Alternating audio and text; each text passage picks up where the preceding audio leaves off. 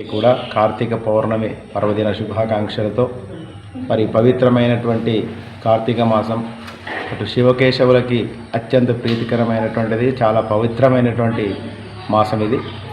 ఈ నెలలో అటు వైష్ణవ ఆలయాలు కావచ్చు, ఇటు శివాలయాలు కావచ్చు భక్తులతో కిటకిలాడుతూ ఉంటాయి. ఎందుకంటే సాక్షాత్తు పరమశివుని కార్తీక సోమవారాలు అభిషేక ప్రియుడైనటువంటి ఆ యొక్క పరమేశ్వరునికి అత్యంత ప్రీతికరమైనటువంటిది. అదేవిధంగా ధాత్రి నారాయణ స్వామి తులసి కళ్యాణం చేయడం, అలాగే ఆ యొక్క నారాయణ స్వామికి సంబంధించినటువంటి పూజా కార్యక్రమాలు చేయడం అనేటువంటిది ఈ కార్తీక మాసంలో చేస్తుంటారు. మరి ఆ కార్తీక నారాయణ స్వామి కావచ్చు, పరమేశ్వరుడు కావచ్చు, భక్తులందరినీ కూడా ఆ యొక్క వారికి అనుగ్రహ ఆశీస్సులు ఇవ్వాలని చెప్పి కోరుకుంటూ మన స్థానికమైనటువంటి దేవాలయంలో కూడా ఆ పరమేశ్వరునికి అభిషేకం చేయడం అనేటువంటిది జరిగింది.